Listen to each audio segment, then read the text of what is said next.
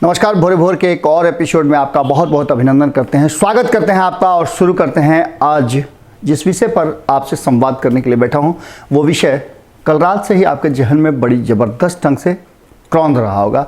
आप भी सोच रहे होंगे कि आखिर बिहार की राजनीति और सियासत में क्या कुछ होना है। इन सब के बीच में आपसे एक बात कहनी बहुत ज़रूरी है कि नीतीश कुमार जी जो चाल चलते हैं, उस चाल को आप सीधे तौर पर देख सकते हैं, पर उसके जो मतलब होते हैं, मायने होते हैं और असर होते हैं, वो व्यापक होते हैं। कल नीतीश कुमार जी ने एक बड़ा फैसला लिया। बड़ा फैसला उन्होंने पहले भी लिया था, जिसकी चर्चा हम कर चुके हैं। 2014 में भी उन्होंने एक बड़ा फैसला लिया था, जिस फैसले का असर क्या हुआ ये सबको पता है। अब जब कल रात का पंचनामा जब आया, नमन मिश्रा जी ने उस पर पूरी व्याख्या की, तो आप सभी ने बहुत तरह की बातें कही और उसका कमेंट भी किया है।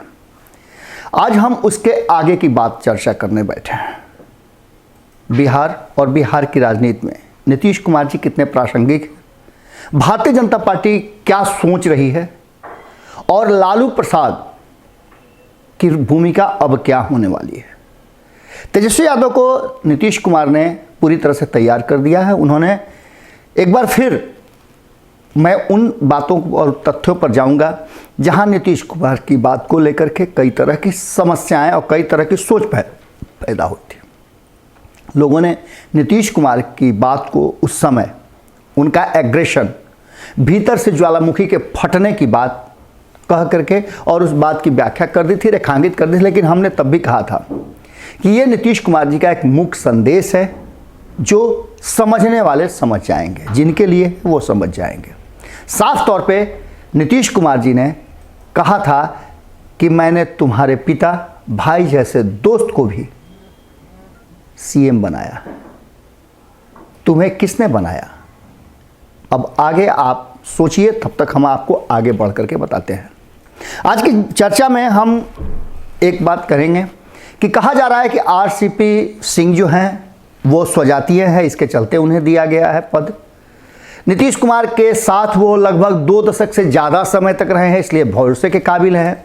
जबकि अन्य लोगों की चर्चा की जाए तो वो उनसे भी पहले से रह रहे हैं, उन्हें क्यों नहीं दिया गया?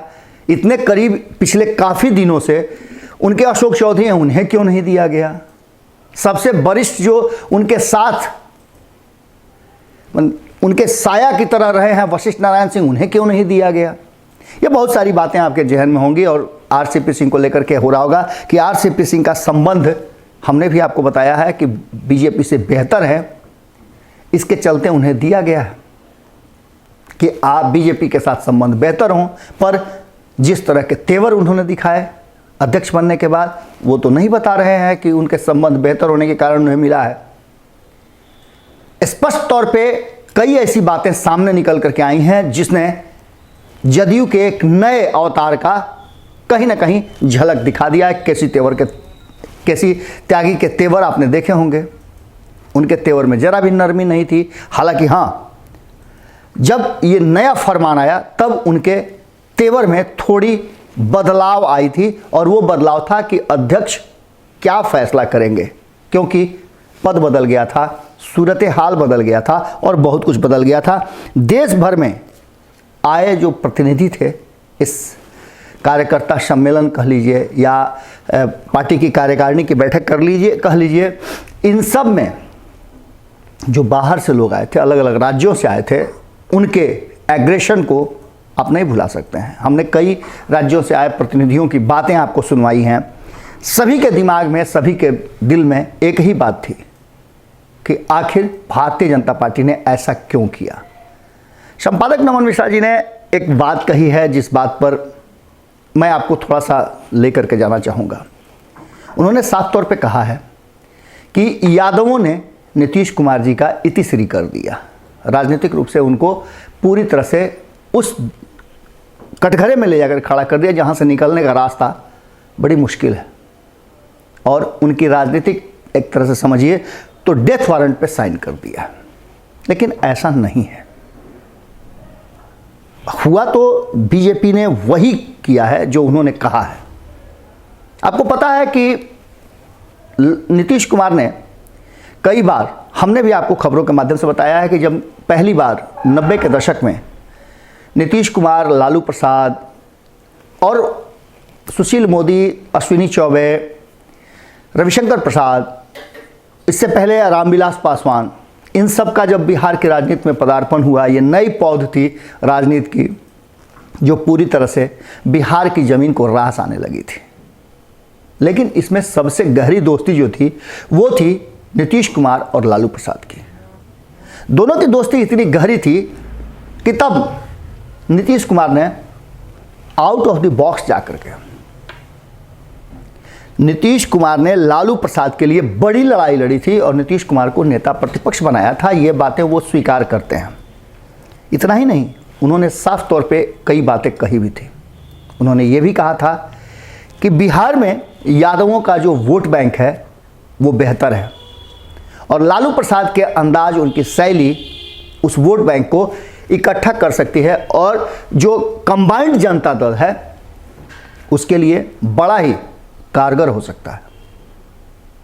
ये बातें सबने मानी थी और इस वोट बैंक को आसानी से लालू प्रसाद के नाम से कब्जा कर लेना, इस पर आधिपत्य जमा लेना कोई बड़ी बात नहीं थी, क्योंकि लालू प्रसाद की शैली, उनका अंदाज बिल्कुल गंवई था और वो ज़मीन की बात करते थे और ये हुआ भी। लालू प्रसाद को लेकर के जिस तरह से उनको आगे बढ़ा करके नीतीश कुमार ने बिहार में एक नए धारा की राजनीति की शुरुआत की, पिछड़ों की राजनीति की शुरुआत की, वो रास आ गई।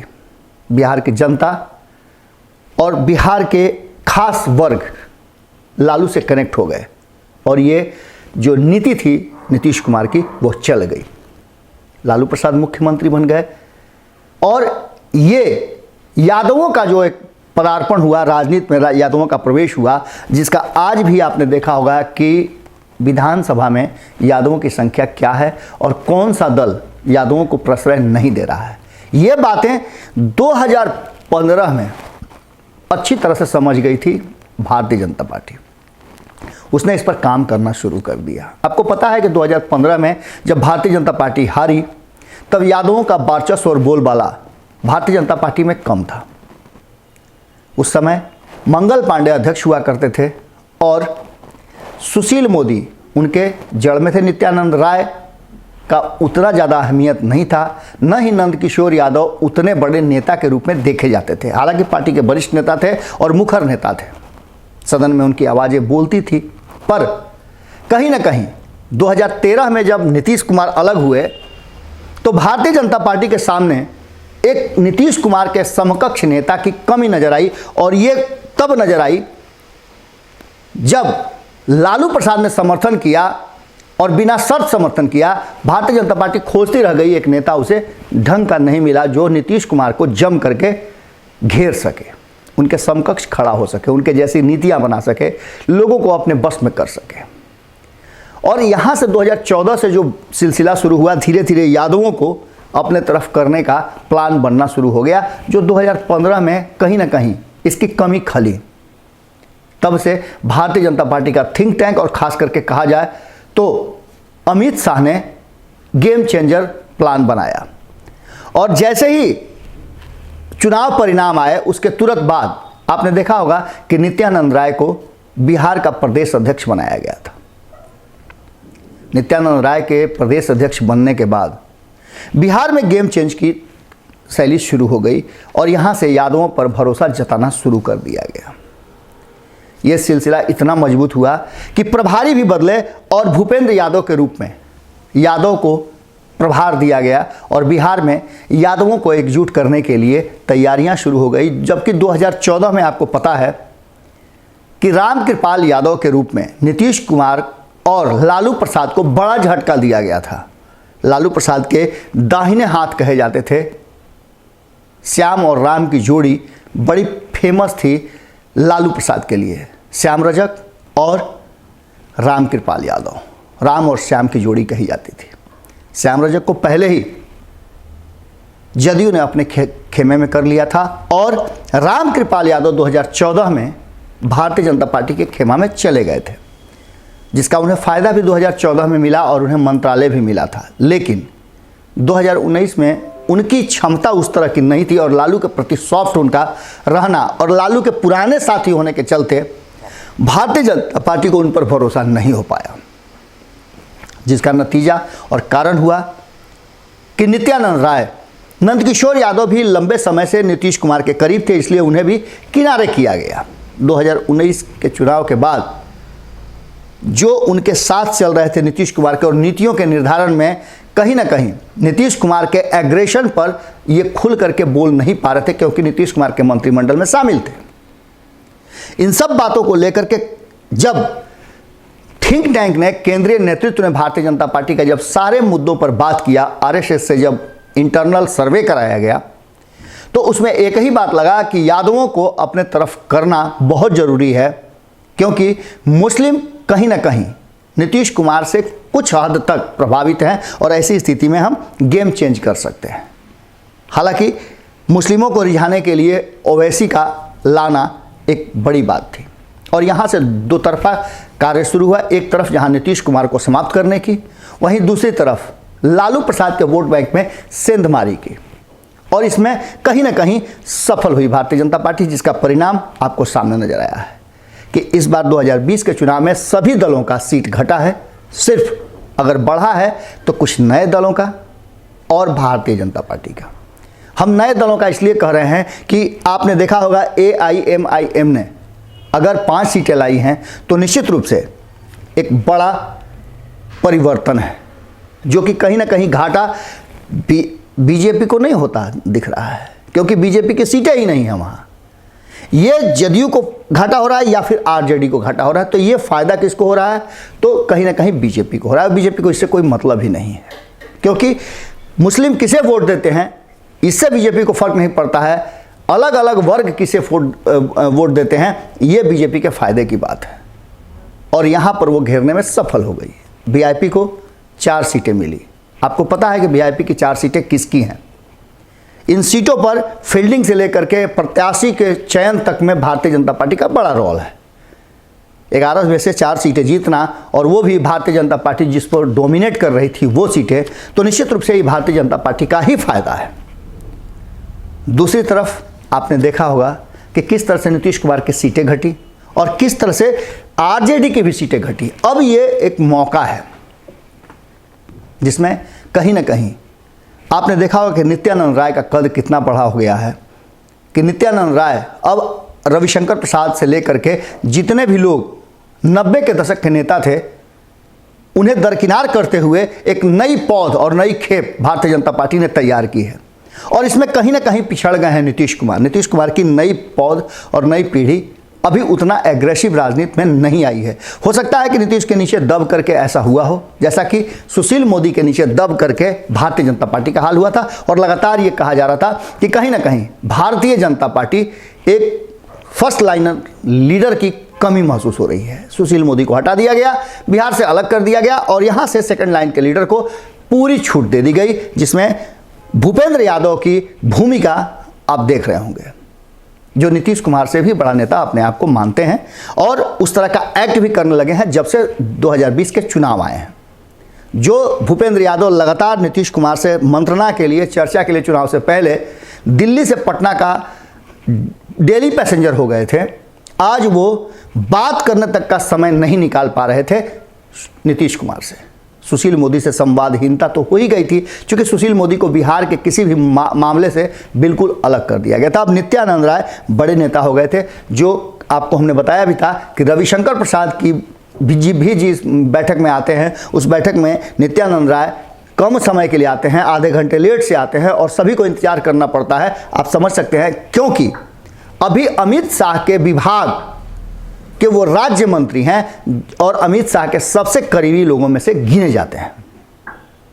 ऐसी स्थिति में भारतीय जनता पार्टी का नया अवतार हो गया है। अब नीतीश कुमार के लिए जो बातें हम कह रहे हैं कि दोनों यादवों ने मिल करके जिस तरह की योजना बनाई, उसमें नंदकिशोर यादव और रामकृपाल यादव को दरकिनार कर रखा गया है। हाँ, यादव हैं इसलिए उन्हें प्रश्रय तो जरूर दी जा रही है, बिहार की राजनीति में उनकी पैठ बनाई जा रही है, और यादवों के बीच में उनके बातों को, उनके चीज़ों को भुनाया जरूर जा रहा है, पर मेन गेम चेंजर जो हैं ये दोनों आदमी हैं। अब ये दोनों के गेम चेंजर में और गेम चेंज के तरीके में कहीं ना कहीं नीतीश कुमार बुरी तरह से फंस गए थे। ऐसी स्थिति में उनके लिए असहज हो रहा था पार्टी स्तर के काम को करना। मुख्यमंत्री की भूमिका तो वो येन केन प्रकार न निभा लेंगे, लेकिन पार्टी के स्तर पर बड़ी जगहंसाई हो रही थी और फैसले को लेकर के नीतीश कुमार पर उंगलियां उठ रही थी। जिस तरह से आपने देखा कि अरुणाचल प्रदेश में जदयू के विधायकों को अपने खेमा में मिला लेती है भारतीय जनता पार्टी और नीतीश कुमार चुप रहते हैं, केसी त्यागी से बुलवाते हैं। अब इससे अपने आप को अलग कर चुके हैं और उन्होंने एक संदेश फिर से दे दिया है। एक संदेश उन्होंने दिया था सदन में, तेजस्वी यादव जब उनसे बात कर रहे थे, विवाद कर रहे थे, तब उन्होंने उन्हें चुप कराया था और अपनी बात रख करके एक संदेश दिया था, जो संदेश दिल्ली से लेकर के झारखंड तक पहुंच गई थी। हम ये बता रहे हैं कि इस संदेश को लेकर के तेजस्वी यादव ने राजनीति के उस चौसर पे रख करके और लालू प्रसाद समझने का प्रयास किया था कि नीतीश के इस बयान का क्या मतलब है, और उस चौसर से जो बात निकल करके आई, लालू प्रसाद ने उसकी जो व्याख्या की और जो चाल रखी है, वो चाल आते ही पटना बदल गया था। नीतीश कुमार पर हमलावर नहीं थे तेजस्वी यादव और हमला छोड़ करके वो भारतीय जनता पार्टी पर हमला शुरू कर चुके थे। अब एक और मौका आया है जिसमें सीधे तौर पे नीतीश कुमार ने एक संदेश दिया है और अपने दरवाजे खोल दिए हैं। साफ तौर पे उन्होंने कहा है कि मैं तो मुख्यमंत्री भी नहीं बनना चाहता था, मुझे पद का कोई लालच नहीं रह गया है, सीएम पद का, माफ कीजिएगा, सीएम पद का कोई लालच नहीं रह गया। यानी कि सीधे तौर पे 90 के दशक से चल रही यारी और यादवों से त्रस्त अब दूसरे यादव की तरफ ध्यान कहीं ना कहीं नीतीश कुमार ने दे दिया है। जब जब नीतीश कुमार संकट में रहे हैं, लालू प्रसाद ने बढ़कर हाथ थाम लिया है। आपको याद होगा कि किस तरह से जब पांडव बुरी तरह से फंसे हुए थे, जगहंसाई हो रही थी, तो एक यदुवंशी ने आकर के उनकी प्रतिष्ठा और लाज दोनों बचाई थी, राज्य वापस कर दिया था।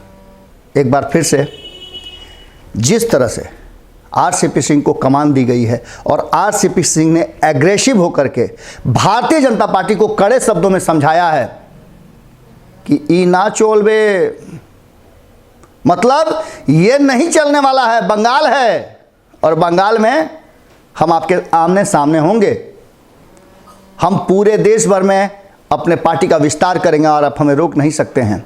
हालांकि पुडुचेरी और अन्य राज्यों के जो लोग आए हुए थे, उन्होंने भी बड़ी ज़बरदस्त ढंग से अपनी बातें रखी और साफ तौर पे कहा कि अब नीतीश जी के लिए देश इंतजार कर रहा है, क्योंकि देश के पास विकल्प के नाम पर बहुत सीमित विकल्प हैं जो नरेंद्र मोदी के विरुद्ध खड़ा हो सकें और कड़े डकार दे सकें। उस डकार के लिए नीतीश कुमार जी को आगे आना होगा और एक बड़ी योजना बनानी होगी। क्या इस योजना के तहत ये सब कुछ हो रहा है? क्या तेजस्वी यादव एक बार फिर से नीतीश कुमार के हाथ पकड़ करके और उन्हें खोई हुई प्रतिष्ठा वापस कराएंगे? क्या एक बार फिर से यदुवंश अपने अपनों के लिए और अपने अपनों से सताए गए लोगों के लिए उनसे छुट्टी दिला करके प्रतिष्ठा प्राप्त करवाएगा? इंतजार कीजिए, बहुत कुछ अभी बाकी है बिहार की राजनीति में। और संपादक नमन मिश्रा जी ने जो कल कहा था, वो बातें इतनी ज़्यादा आसानी से समझ में नहीं आ सकती हैं, क्योंकि इन बातों को समझने के लिए थोड़ा सा इंतज़ार करना पड़ेगा और राजनीति की वो चौसर पे जो बिछाए गए पासे हैं, वो अपनी चाल चलना शुरू कर चुके हैं। बहुत कुछ बाकी है। 14 तारीख के बाद बिहार में बड़ी परिवर्तन होने वाले हैं। जुड़े रहें भारत लाइव के साथ। खबरों का सिलसिला यहाँ कभी नहीं थमता। आपका सहयोग हमें जरूर चाहिए, क्योंकि सच की लड़ाई में जिस तरह से हम लोग चल रहे हैं, आपने देखा भी होगा कल संपादक नमन मिश्रा जी ने रात का जो पंचनामा किया था, उसमें कितनी बातें लोगों ने कही थी। अब हम यही इसको ख़त्म करते हैं और नमस्कार करते हुए आपका ध्यान हमारे ऊपर रहे। अगर ये वीडियो पसंद आई और वह बिहार के राजनीति और बिहारियत से सरोकार रखेनी तो सब्सक्राइब बटन दबा के चैनल के सब्सक्राइब कर ली।